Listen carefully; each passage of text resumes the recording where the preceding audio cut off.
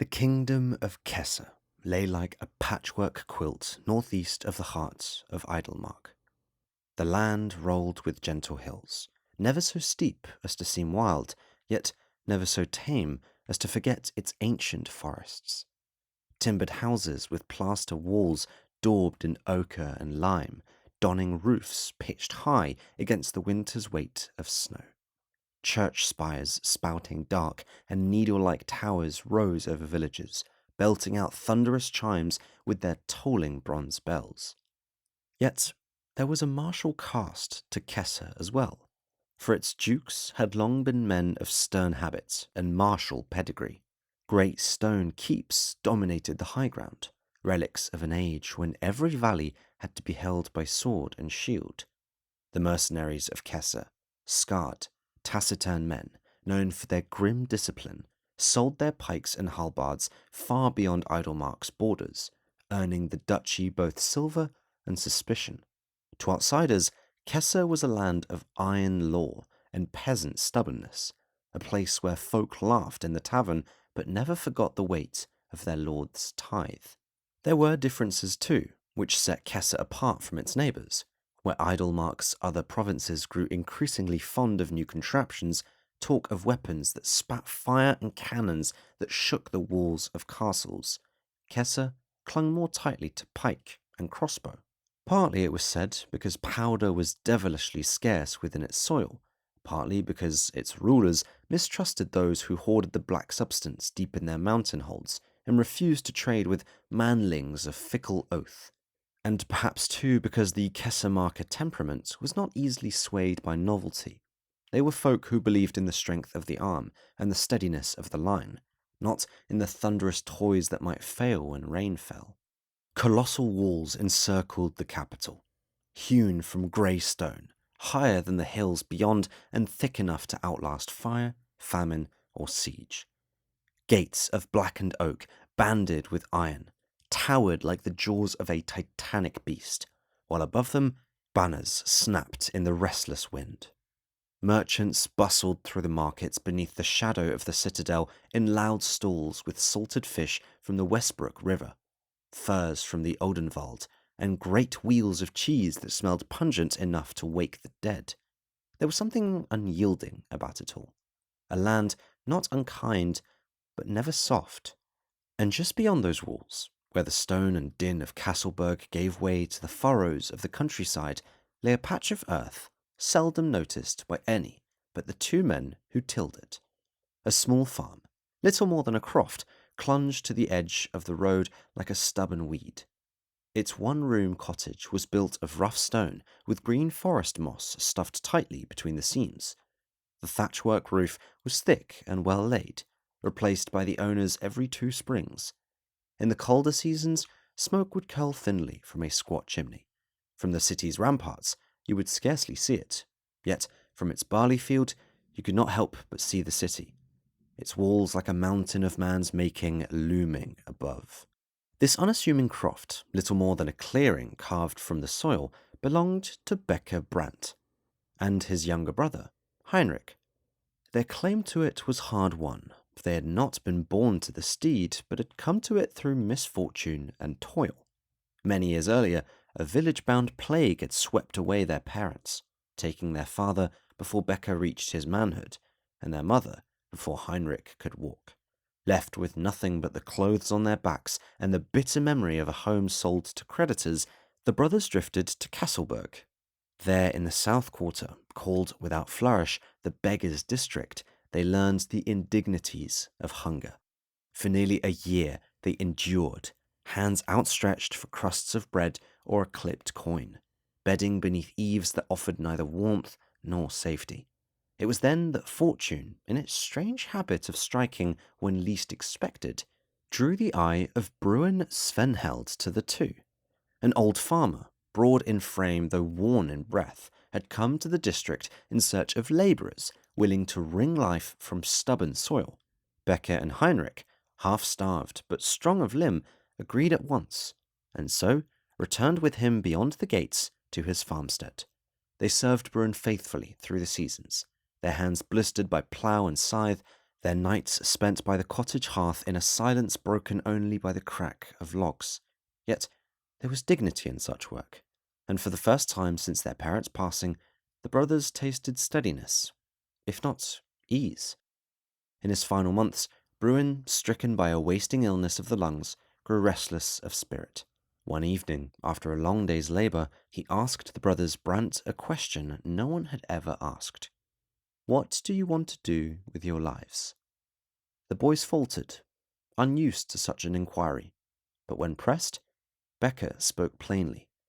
He told Bruin that the farm, the soil beneath their feet, the days spent in honest work, this was all he wanted, all he'd ever wanted since the day they first came to the croft. Heinrich agreed.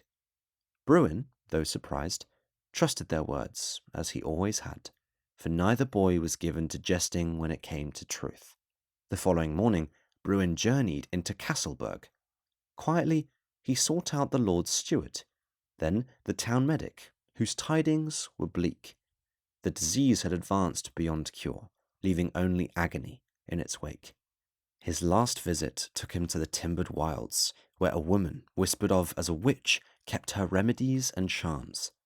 Bruin knew better, though having made friends with her long ago. That night, when he returned, Bruin painstakingly set a table fit for a feast: roasted goat, barley stew thick as mortar, carrots boiled to sweetness, and onion bread still steaming from the coals. For the boys, he poured wine, their first taste of the strange dizziness men call liquid fortitude.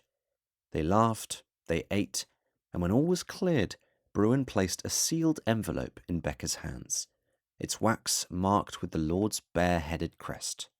"If something should befall me, you must open this. No sooner. Do you understand?" The brothers did. By dawn, the old farmer was gone. They found him lying still upon his bed, his face calm, his hands clasped about a roll of parchment. Becker unfastened it. Thick with grief, the eldest brother read Bruin's farewell. The note confessed the torment of his daily pain, his deceit of the forest healer from whom he'd bought nightshade oil, and his decision to end his suffering upon his own terms. He wrote of the joy he'd taken in their company, of pride he never thought to feel again after age and illness claimed his strength.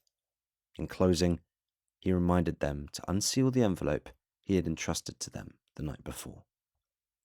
When the wax was broken, they found within it a deed, signed and witnessed, transferring the croft and its fields into their keeping, by the will of Sir Bruin Svenheld, farmer and knight. The Brandt brothers, once beggars of Castleburg's gutters, became masters of their own land. While that would be a fitting end to their tale, the latest chapter in their story lacks a happily ever after. Heinrich carried Bruin's death like a stone bound to his chest. Where Becker spoke and laboured, Heinrich withdrew, his silences lengthening into hours, then days.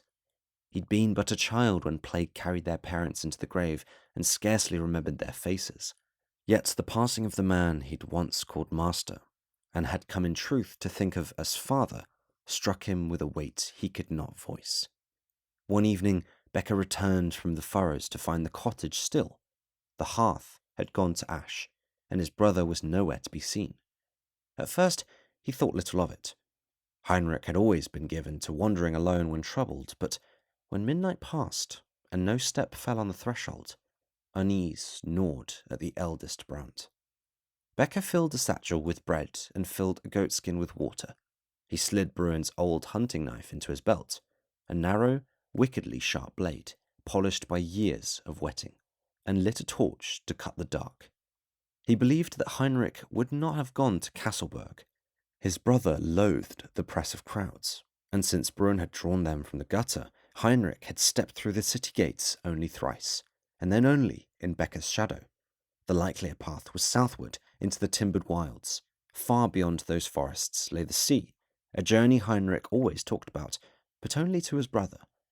However, it was a journey of days on horseback, and at least twice as long afoot. Still, Becker wondered if that was his brother's course.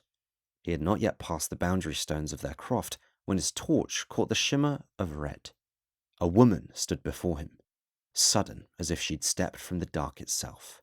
Her robe was the colour of fresh spilled wine, and she appeared not to be wearing much, if anything, beneath it. Her face was as pale as the lunar light, but remarkably beautiful. Becker halted, the torch trembling in his grip. "Good eve to you, mistress," he said, cautious but polite, and made to pass her by. Her voice came playfully. "You are going the right way, if it is your brother you seek." The words struck him colder than the autumn air. He stopped short, a chill running the length of his spine. "How do you know my brother?" he asked, his voice taut. "Or that I search for him?" The woman's lips curved in quiet amusement. Peculiar. You choose to ask how I know him, instead of asking where to find him." Becker's fists tightened at his sides, not in threat, but from fear. "Tell me," he stammered. Are you... Why, I am Edith Wretch," she answered lightly. "Of all the questions you have asked, it's curious that you still haven't asked about Heinrich's whereabouts." Becker's thoughts reeled. How does she know his name? "Okay, fine. Where is my brother?" he demanded at last.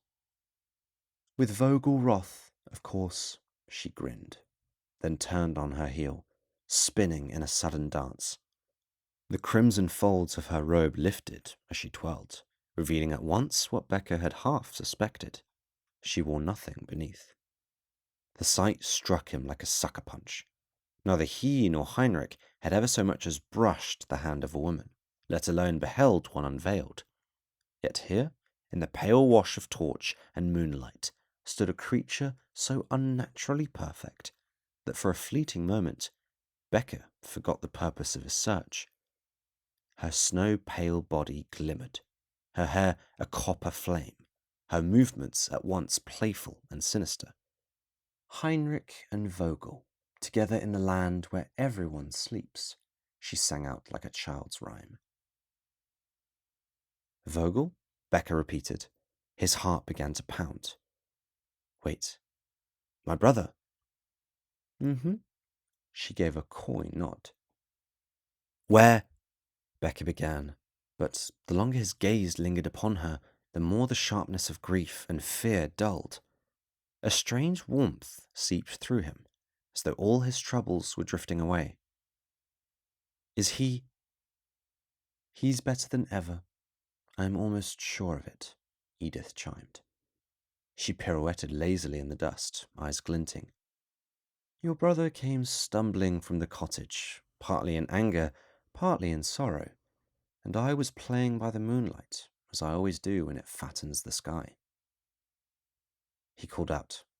He wept. He asked, "Oh, the things mortals whisper to the dark when they think it is listening." Mortals? Something stirred in Becker's mind. Her name, Edith Wretch. The letters twisted within his skull, rearranging themselves until he realized the truth they concealed. The Red Witch. Edith stopped mid-turn, feeling the shift in his nature. Her grin faded into sorrow. "Ah, so the game is ended," she twirled once more. "For now, anyway." "Where is—" Becker began.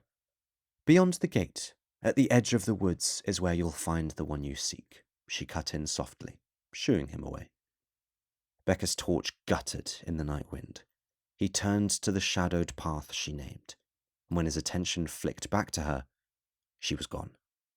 He followed the Red Witch's direction, while his heart pounded beneath his chest like a caged rat hell-bent on escape. Finally, the forest path brought him to an old iron gate he'd all but forgotten. It marked the entrance to the Castleberg Cemetery. With dread pressing his chest, Becker forced the gate open. By the full moon, he searched among leaning stones until his torch flared up upon one freshly disturbed. The marker bore the name Vogel Roth. The coffin below lay cracked open. Within upon a tangle of rot and bone rested the skeletal remains of the man, sword and shield still by his side, and next to them, lying cradled, was Heinrich's lifeless body. Becker's vision blurred. The truth struck harder than any physical blow ever could. His brother, his only kin, was dead.